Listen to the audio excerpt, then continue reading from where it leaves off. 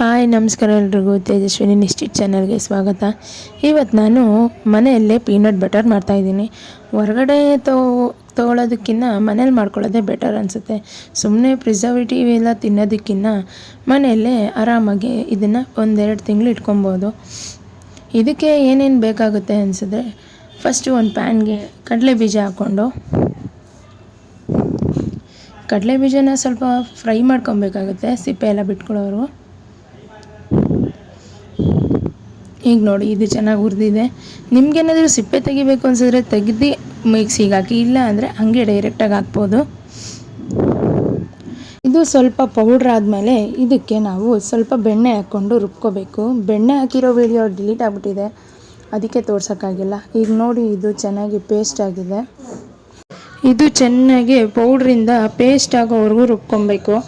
Paste ಆಗೋವರೆಗೂ ರುಬ್ತಾನೇ ಇರಬೇಕು, ಆವಾಗಲೇ ಚೆನ್ನಾಗಿ ಪೀನಟ್ ಬಟರು ಬ್ರೆಡ್ ಮೇಲೆ ಹಾಕ್ಕೊಳಕ್ಕಾಗೋದು. ಇದಕ್ಕೆ ನಾನು 2 ಟೇಬಲ್ ಸ್ಪೂನ್ ಆಗೋಷ್ಟು ಜಾಗ್ರಿ ಪೌಡರ್ ಹಾಕ್ತಾಯಿದ್ದೀನಿ, ಬೆಲ್ಲದ ಪುಡಿ. ಹಾಗೆ ಒಂದು 1/2 ಟೇಬಲ್ ಸ್ಪೂನಷ್ಟು ಸಾಲ್ಟ್ ಹಾಕ್ತಾಯಿದ್ದೀನಿ. ನಿಮ್ಮ ಮನೇಲಿ ಪಿಂಕ್ ಸಾಲ್ಟ್ ಇದ್ದರೆ ಹಾಕಿ, ಇಲ್ಲ ಅಂದರೆ ನಾರ್ಮಲ್ ಸಾಲ್ಟೇ ಹಾಕ್ಬೋದು.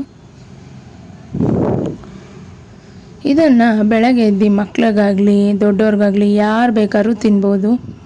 ಬ್ರೆಡ್ಗೆ ಸ್ಲೈಸ್ಗೆ ಹಾಕ್ಕೊಂಡು ನೋಡಿ ಹೇಗೆ ಕ್ರೀಮಿ ಟೆಕ್ಸ್ಚರ್ ಬಂದಿದೆ, ಚೆನ್ನಾಗಿರುತ್ತೆ ಮನೇಲಿ ಮಾಡೋದು.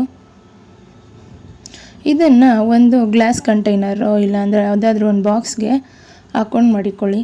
ಇದನ್ನು ಒಂದು 2 ಮಂತ್ಸ್ವರೆಗೂ ಮಡಿಕೊಂಡು ತಿನ್ಬೋದು, ತುಂಬ ಚೆನ್ನಾಗಿರುತ್ತೆ. ಹೊರಗಡೆ ಒಂದು 200 ಗ್ರಾಮ್ಸ್ಗೆಲ್ಲ 200 ರುಪೀಸು ಇಲ್ಲ 250 ಕೊಡೋದಕ್ಕಿಂತ ಮನೇಲಿರೋ ಇಂಗ್ರೀಡಿಯೆಂಟ್ಸಲ್ಲೇ ಮಾಡ್ಕೊಬೋದು. ನೋಡಿ ಎಷ್ಟು ಚೆನ್ನಾಗಿ ಪೀನಟ್ ಬಟರು ಹೊರಗಡೆ ತೊಗೊಳ್ಳೋ ಥರನೇ ಆಗಿದೆ. ಟೇಸ್ಟ್ ಅಂತೂ ತುಂಬ ಸೂಪರಾಗಿತ್ತು.